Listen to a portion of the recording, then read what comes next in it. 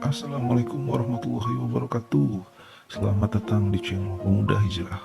Sesungguhnya tidak ada kata terlambat memohon ampunan kepada Allah Subhanahu wa taala.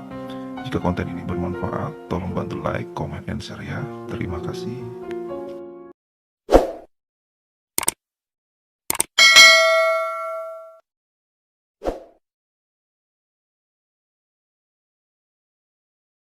Rezeki biadillah ikhwah sekalian. Rezeki biadillah. Allah bukakan rezeki.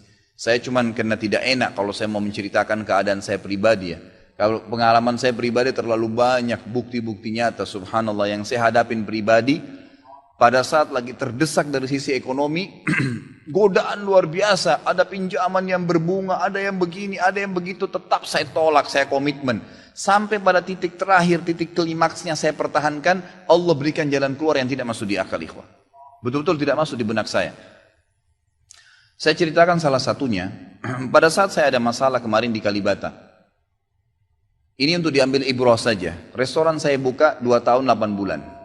Kemudian saya pertemukan antara omset sama bayar sewa dan ya service charge-nya. Karena di mall ada service charge maka tidak cukup, tidak berimbang. Saya merasa selama hampir 3 tahun tidak mendapatkan keuntungan. Lalu saya berpikir untuk menutup restoran itu. Dan pada saat itu subhanallah saya berpikir restoran ini sudah saya tutup aja deh. Saya jual aja. Mungkin dengan kesibukan dakwah, beberapa ikhwah juga yang saya amanahkan di situ sudah ada yang satu yang sudah niat mau kuliah, udah nggak bisa lagi lanjut. Saya bilang oke lah baik. Saya 3 bulan vakum. Nggak bisa bergerak sama sekali. Pada saat itu subhanallah 1 rupiah pun ikhwah saya nggak punya duit. Allah jadi saksi saya bingung waktu itu bagaimana caranya untuk mencari jalan keluar nih. Jual restoran pun akan dilelang dalam kondisi murah. Restoran itu sudah besar asetnya. Ini gimana caranya saya nggak punya duit. Mindahin ke tempat lain butuh uang untuk sewa. Gitu kan. Membuka lagi butuh uang yang baru untuk membayar sewa yang tertunggak. Gitu kan. Tidak dibongkar juga akan dibongkar paksa. Ini kalau ada waktu tentu sampai waktu tentu, kalau tidak ini akan dibongkar paksa. Subhanallah, godaan luar biasa. Ada yang masuk saya tidak tahu dari mana, SMS masuk ke HP saya, pinjaman dengan bunga yang ringan 250 juta sampai 750 juta terus dari banyak perbankan saya nggak tahu tiba-tiba masuk. Saya tidak pernah iyakan, selalu gitu kan. Saya cuma berusaha ikhtiar berdoa sama Allah, tawarin kepada orang kalau ada yang mau punya saham dengan saya. Subhanallah, pas titik klimaks 3 bulan kemarin 3 bulan tutup ya sementara dan saya sudah berpikir mau jual pun sempat saya tawarkan belum ada yang beli. Saya tiap hari saja berdoa. Di masjid ini saya kedatangan seseorang.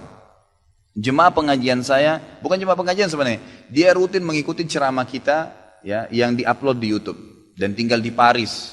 Orang Indonesia, orang kita tapi tinggal di sana. Datang selama ini dia selalu kalau saya punya program gali sumur diikut. Ada program kemarin badal haji, ditipin uangnya. Selalu program sosial diikutin sama dia. Subhanallah pada saat lagi dia bilang sama saya SMS, Ustadz saya mau ke Jakarta, saya ingin hadir pengajian Ustadz langsung. Saya bilang baiklah kalau gitu silahkan fadhal. Selesai pengajian kita, waktu itu selesai jam 9 malam, kurang lebih seperti jam-jam seperti ini. Lalu kemudian dia datang sebelah saya belum pernah lihat orangnya. Lalu dia salaman sama saya, dia bilang Ustadz saya Pak John Firdaus, dia bilang sama saya gitu. Terus saya bilang, oh iya Pak, saya belum paham nih. Dia bilang, saya yang dari Paris Ustaz. Oh antum, terus salaman lah, ngobrol-ngobrol. Sampai ke mobil gitu kan. Saya sempat kasih dia beberapa buku yang biasa saya bawa di mobil. Ini akhi, mungkin antum bisa baca-baca di sana sama keluarga dan seterusnya. Sebelum berpisah, dia bilang sama saya, Ustaz saya sempat bawa teman ke Kalibata. Kok saya mau ajak makan, tutup tempatnya Ustaz. Oh iya, ceritanya ada tunggakan pembayaran yang belum saya bayar dari sewanya karena tidak cukup antara omset penjualan dengan ini. Oh gitu Ustaz, iya. Kira-kira butuh berapa biaya? Saya bilang, mungkin saya butuh sekitar 250 juta untuk memutar kembali restoran ini. Karena butuh ada tunggakan 168 dan saya harus dengan biaya operasional sekitar 250 juta. Rencananya memang saya mau buka saham kalau memang ada yang mau masuk. Dia bilang sama saya tiba-tiba, ini cuma mau berpisah di sini, di depan masjid ini, dia bilang sama saya, Ustaz kalau Ustaz bilang, saya baru saja kemarin masukin anggaran dana saya 400 juta di satu perusahaan. Kalau saya tahu saya akan ikut sama Ustaz. Ya sudahlah akhi, qadarullah nggak apa-apa gitu kan. Tapi kalau emang Ustaz mau, saya coba pikirkan, nanti saya pertimbangkan. Kira-kira berapa? Saya bilang saya akan buka saham 250 juta itu 10% dari omset antum akan ambil. Karena aset restoran sekarang 2,5 M. Baiklah, dia bilang sama saya gitu. Saya pulang ke Paris ini, hari Senin saya berangkat, saya bicara sama istri, saya langsung kasih berita ke Ustaz, lalu saya kasih. Baiklah saya bilang kalau begitu.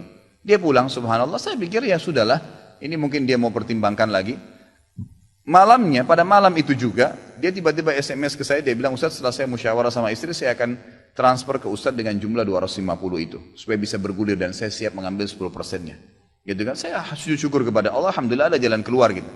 Subhanallah saya ke Kalibata, saya bicara besoknya sama GM-nya, saya ngobrol, ini gimana jalan keluar, saya sudah ada duitnya sekarang dan mau diputar. Oh udah nggak bisa Pak Khalid, ini kan sudah 3 bulan vakum, udah nggak bisa, harus dibongkar, udah tutup, nggak bisa lagi. Kalau Pak Khalid mau pindah tempat lain silakan, atau mau buka sini kembali harus ganti nama.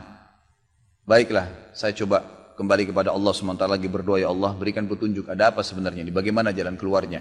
Hati saya subhanallah cenderung untuk keluar, gitu kan. Udahlah mungkin saatnya untuk keluar dari situ, karena memang selama ini ada teman-teman saya berikan masukan juga yang sering datang, akhi di sini parkiran susah, akhi di sini kadang-kadang tidak ditahu dan seterusnya, lebih baik kalau ente keluar.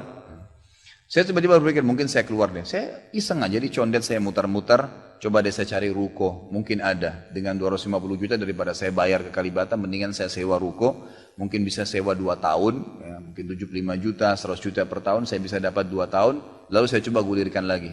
Dengan izin Allah, di depan rumah, di Jalan Raya Condet itu dekat rumah orang tua saya, ada 1 ruko, 2 ruko disambung, 3 tingkat, dan ruko itu bekas travel haji umroh, gitu kan. Pas dipasang spanduknya disewa, dikontrakin, gitu kan. Saya langsung tanya, saya telepon, setelah saya tinjau beberapa lokasi, kemudian saya tanya telepon. Dia bilang boleh, silakan Bapak lihat, saya lihat ke dalam, cocok, alhamdulillah 3 lantai itu. Kemudian saya tanya sewanya, ternyata dananya juga mencukupin, gitu kan, dananya mencukupin. Lalu kemudian saya mulailah ya proses, saya bayar sewanya, kemudian saya juga proses pemindahan, dan insya Allah dalam waktu dekat akan dibuka. Tapi saya melihat dari pelajaran sini ikhwah, bahwasanya jalan keluar dari Allah itu ribuan, jutaan jalan keluarnya. Sabarin aja, nikmatin prosesnya. Setiap penawaran haram, tolak, jangan pernah mau. Dengan izin Allah akan ada jalan keluar. Tidak ada. Kata Nabi SAW, "Man taraka syai'an lillah abdalahu khairan min." Gitu kan? Jadi tidak ada sama sekali. Subhanallah pada saat itu saya harus bayar sewa 225 juta. Uang sisa 250 juta pada saat itu. Terus kemudian saya sempat telepon ke akh itu lagi. Ya, Pak John, semoga Allah jaga beliau. Saya sempat telepon, kemudian saya katakan, akhi, kemarin antum bilang antum sempat masukin dana 450 di 400 di Jakarta itu. Bagaimana kalau antum tarik uang itu, kalau masih bisa, kita gabungin aja. Saham kan per 250 juta itu ada 10%.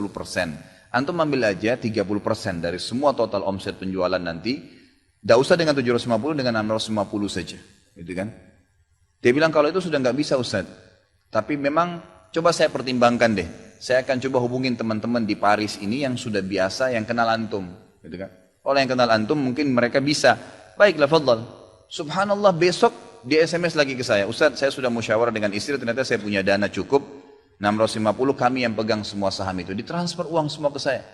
Yang tadinya saya dari 1 rupiah tidak pegang duit, masuk uang 650 juta ikhwah, tidak masuk di akal. Gitu. Sesuatu yang tidak masuk. Orang ini saya nggak kenal, nggak pernah ketemu, sekali ketemu di sini, dan sekarang sudah kembali ke Paris. Setiap kali saya bilang akadnya saya akan kirim, baru tadi saya kirim akadnya. Sudah nggak apa-apa Ustaz, saya percaya. Akhi ini bisnis loh, bisa untung rugi. Sudah paham Ustaz. Orang lain aja banyak bisnis dia rugiin saya nggak takut, apalagi sama Ustaz. Sudah silakan, alhamdulillah. Saya melihat Allah berikan jalan keluar yang sangat dimudahkan. Yang penting nikmatin prosesnya dan yakin kepada Allah SWT. Jangan takut, jangan takut. Dan ada banyak kisah seperti dalam hidup saya yang saya mungkin sebagian tidak diceritakan gitu kan. Cuma ini tadi saya buka supaya memang bisa ada pengalaman. Karena rata-rata sini karena hanya masalah kekhawatiran saja. Kekhawatiran rezeki yang insya Allah tidak akan ada masalah dalam kehidupan kita.